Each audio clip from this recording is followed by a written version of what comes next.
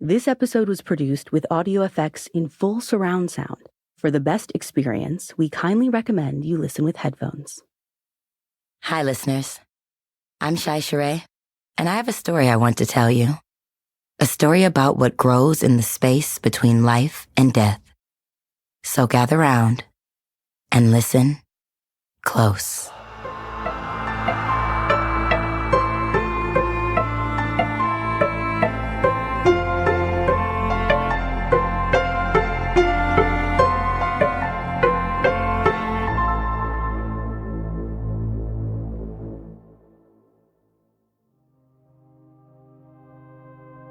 The first thing I noticed was her dress. It wasn't all that unique, just some long green peasant thing, but it was enough to make me look at the whole painting. Forest, check.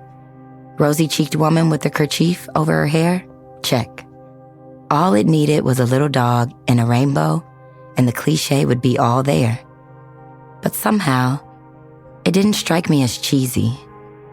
In fact, it was actually kind of fascinating. All in all, not bad for a no-name portrait by a no-name artist hanging on the wall of a living room that was probably super trendy in 1957, right? It definitely wasn't a Rembrandt, but it wasn't Elvis on black velvet either. Considering it belonged to my coworker Alan, who was letting me stay at his family's lake house for the long weekend, the least I could do was be polite. "Is she a relative of yours?" I asked, nodding at the painting. Alan shook his head. No. Grandpa Wallace always called her the mushroom hunter. The what? Oh. I looked at the basket tucked at her side. It was filled to the brim with mushrooms and fungi of all sizes. Some stark white, others buttery yellow, all with forest dirt still clinging to them. I thought I saw a hint of red peeking up from near the bottom of the basket, but I blinked and it was gone. I want to say he got it at a flea market in New Haven or something back when he was living here year-round. Alan continued. But after we lost my Aunt Tilly and he moved back to the city, it went into storage with the rest of his stuff. When the house passed to me, I thought I'd make it feel like it did back in the day, you know? I hummed my agreement. Alan was a good guy and a great coworker, but he'd always been a talker, and I was ready for him to leave. Well, if you've got everything you need for the weekend... Alan stretched and rolled his shoulders. Yeah, I should head back. I hate driving out here when it's dark. I nodded and walked him to the side door. "Hey, thanks again for letting me stay here. I owe you one." No problem, he said. "Glad to do it. I'll be back Monday afternoon to pick you up." I saw him look back at the painting. His eyes narrowed like they always do at work, when he's trying to solve a problem and wants to talk it out. I held my breath, dreading the inevitable monologue, but to my relief, he shook it off and got into his car. One last wave goodbye, an engine starting up, and I was alone. As soon as the car sounds faded away, I realized I hadn't counted on the silence.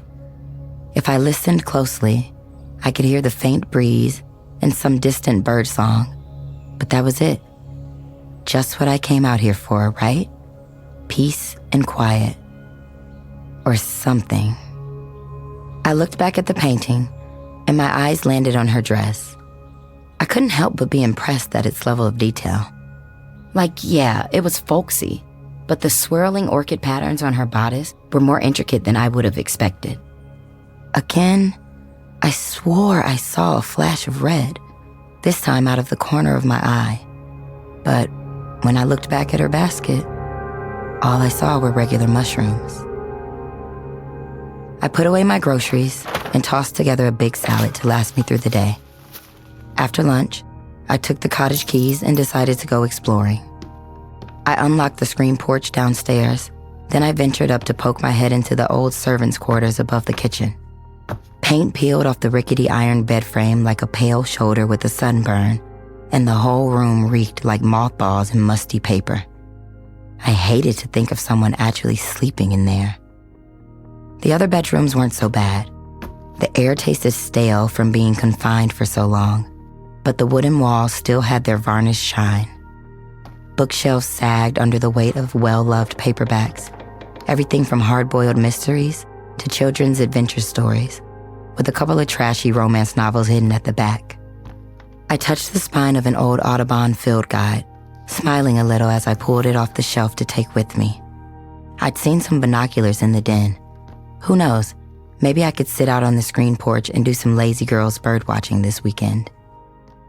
The last key belonged to the boathouse. The slips were empty since the boat was still in storage. But on the drive up, Alan had mentioned I was welcome to use his kayak if I wanted. Tomorrow, definitely. Today, though, I just wanted to relax. I spent the rest of the afternoon and evening curled up on the living room couch with a book I'd been meaning to read, getting up only to get snacks and to go to the bathroom. It had been too long since I'd been able to spend so much of a day with the book. I ate the rest of my salad with the bowl acting as a bookmark, just like I used to when I was growing up. It felt good reclaiming some of my time. I really needed to do this more often. By the time I went up to bed, I was calmer than I'd been in months. The next morning, I woke up feeling fully rested. I made coffee and microwaved a breakfast sandwich, and since it was a nice day, I decided to eat out on the porch. I spent the day reading until I got a craving for some baked goods. Not just any baked goods, but my Oma's Amish muffins, which are easy and delicious and designed to feed an army. Aside from some cobwebs in the container of cornmeal, the rest of the dry ingredients in the kitchen pantry were fine to use, so I made a big batch of muffins and had a few of them for lunch. All in all, I had a great first day at the lake house. I swam, I took a shower, and that evening, after a quick dinner, I decided to do a jigsaw puzzle. More of the city's tension dropped away from me. I felt lighter being so unconnected for once, with my laptop back at the office and only a landline for company. My mom couldn't call my cell 3 times in a row and then text me asking why I didn't answer. And Paul from Baltimore or whoever couldn't bother me on Bumble. To be honest, I felt great. And when I went up to bed, I fell asleep as soon as my head hit the pillow. The next thing I knew, I was in the forest. The underbrush tickled my bare legs where my dress was rucked up, and the strands of hair escaping my kerchief stuck to my sweaty face. Even though it wasn't raining anymore, moisture still clung to the air, heavy with the sickly sweet scents of loam and wildflowers that made me want to sneeze. My chest hurt, and I wanted to go home.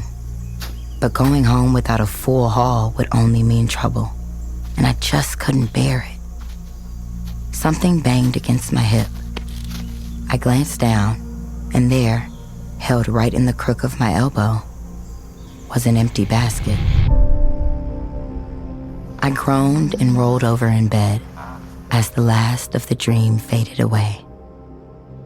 It was still dark when I opened my eyes, and it took a second to realize why my bedroom window was in the wrong place. I wasn't in my bedroom.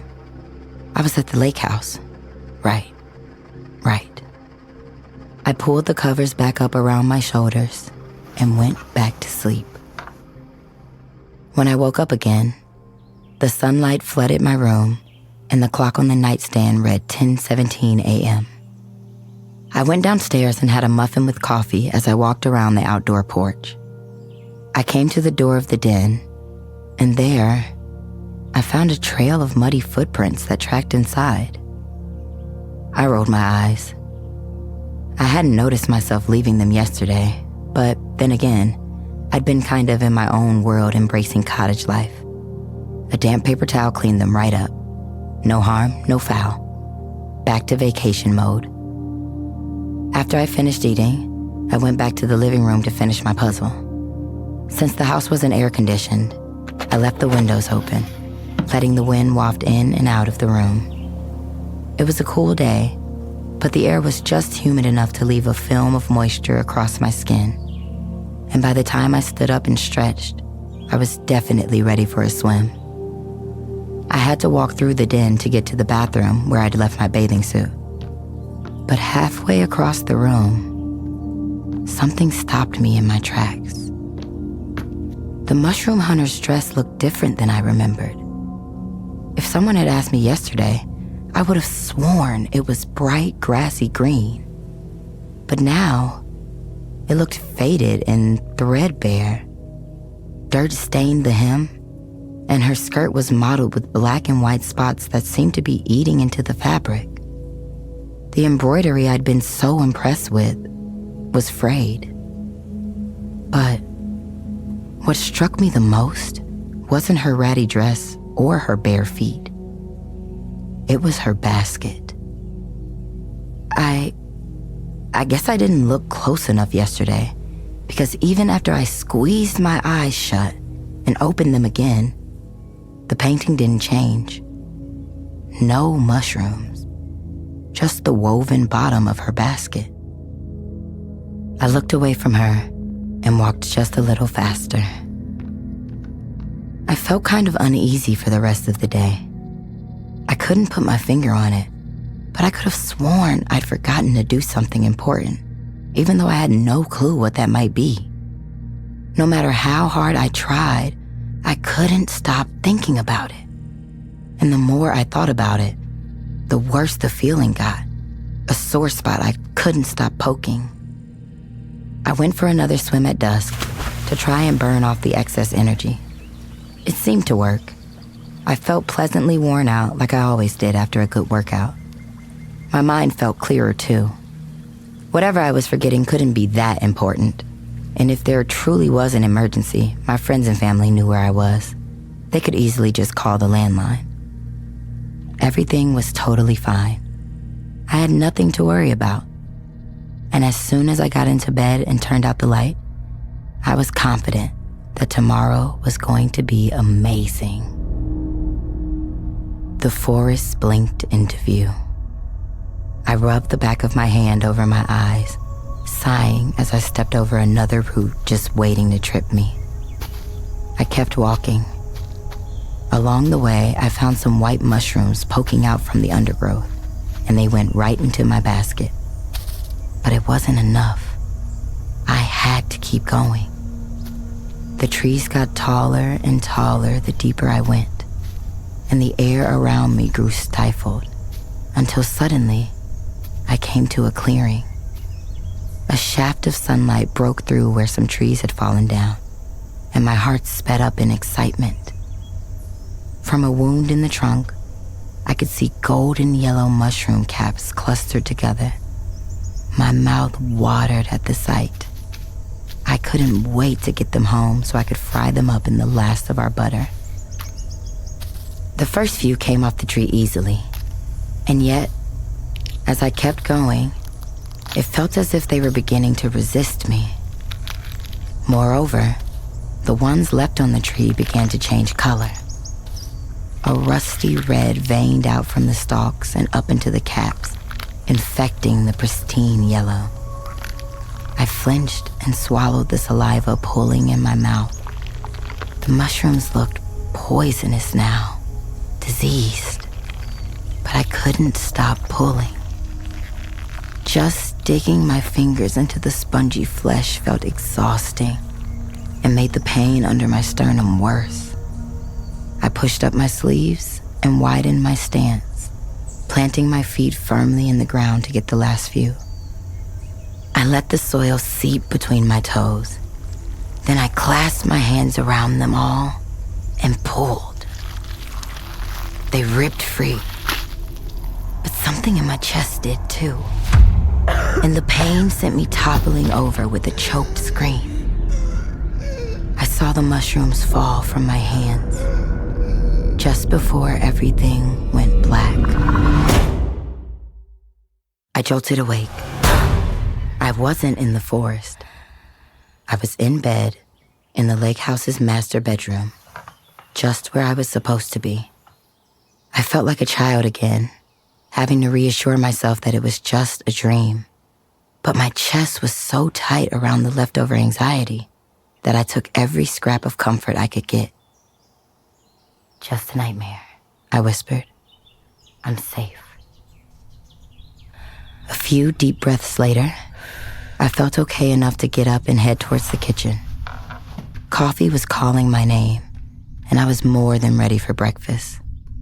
I'd made sure to grab some good farmer's market cheese and a fresh loaf of bread when Alan and I had stopped for groceries. But when I went to open the bag and looked down at my hands, I froze. My hands were dirty. Not like, oh, some hand sanitizer would be nice, but full on, dirt caked under my nails, gardening without gloves on type dirty. But I hadn't been anywhere near a garden or a shovel or anything. Abandoning breakfast, I ran back into the bedroom and yanked the blankets off my bed, looking for the dirt I must have slept in. But it was clean. I ripped off the sheets, the mattress pad, the pillowcases. I took the whole bed apart, but there was nothing. Everything was as neat and tidy as it had been when I went to sleep. A cold, sick feeling passed over me, but I tried to ignore it. Freaking out wouldn't help anything, and there had to be a logical explanation. Everything was fine. All I had to do was go wash my hands. Then I could finish making breakfast. No problem. I hurried through the den on my way to the bathroom. Out of the corner of my eye, I saw the mushroom hunter, wearing her immaculate green dress. Her basket filled to the brim. My day didn't get any better from there. I was so thrown off by a stupid dream that my brain had decided to gaslight me about what an old painting did or didn't look like. Maybe it was just more proof that I really needed this vacation. I don't know. I didn't trust my stomach with food yet, but without breakfast, the coffee just left me nauseous with some terrible heartburn. A Netflix binge was out of the question without Wi-Fi or cell service, and the romance novel I'd taken from upstairs didn't seem as fun anymore. I stayed on the living room couch and tried to power through it anyway. The room heated up as the sun rose higher in the sky.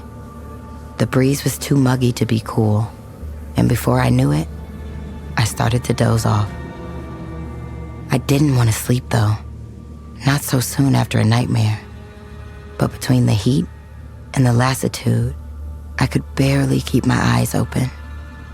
I floated in and out, and the more I drifted between sleep and wakefulness, the more the room started to blur. The edges shimmered, and nothing felt real anymore, like I was watching TV through a dirty window. Surely, it'd be fine to rest my eyes for a minute. Just 1 minute. Then I'd get up and go kayaking or something. When I opened my eyes, I realized I wasn't lying on the couch anymore. In fact, I wasn't in the living room at all. Instead, I was in the lake house kitchen. I recognized my voice, humming a strange song. And all I could do was watch as my hands moved across the countertop, reached into the basket, and pulled out a mushroom. I tried to stop. I tried so hard to stop, but my body was acting of its own volition. I was trapped, nothing but a passenger. I wanted to run away. I wanted to scream so loudly that I'd wake myself up and run to call Alan on the landline so I could beg him to come pick me up and take me home, away from the woods and away from all these goddamn mushrooms. I never wanted to see another one in my life. The hands. I had to remind myself they were still my hands. Picked up a knife. As soon as I started to cut into the mushroom, the pain in my chest exploded. Forget acid reflux. This was an active volcano. I heard my voice humming louder to distract from the pain. My chest felt like it was caving in as my hands chopped mushroom after mushroom, separating cap from stalk slicing, dicing, destroying myself in the process. But I couldn't stop. I had to keep going. I couldn't let my family go hungry again. When the last mushroom was cut, I watched my hands gather them into a pile.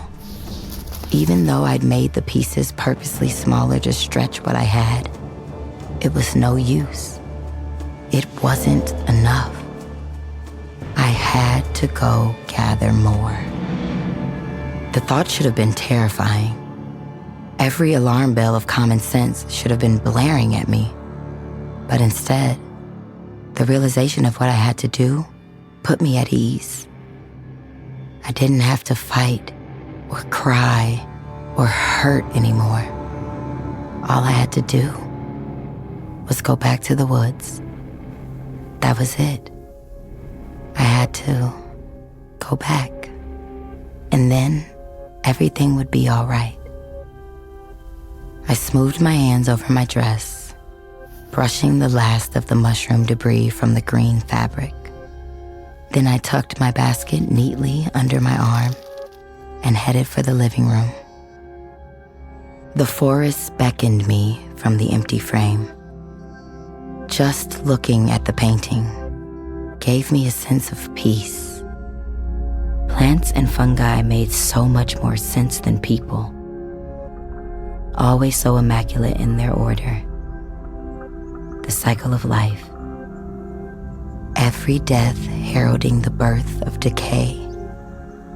And every beginning coming to its perfect, predictable end. I climbed into the painting. The trees creaked. Welcome home.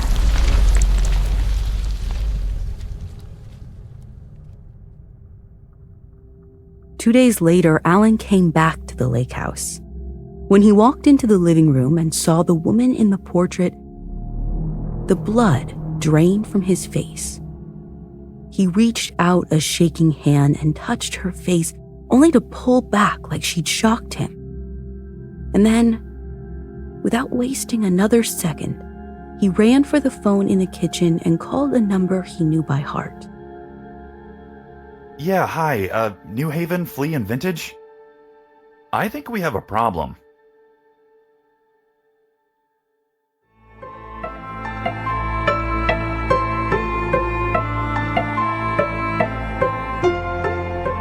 This series was produced by Ashley Flowers and David Flowers. This episode was written by Meredith Foster and read by Shai Sheree. This story was modified slightly for audio retelling, but you can find the original in full on our website. Full Body Chills is an Audio Chuck production. So what do you think, Chuck? Do you approve?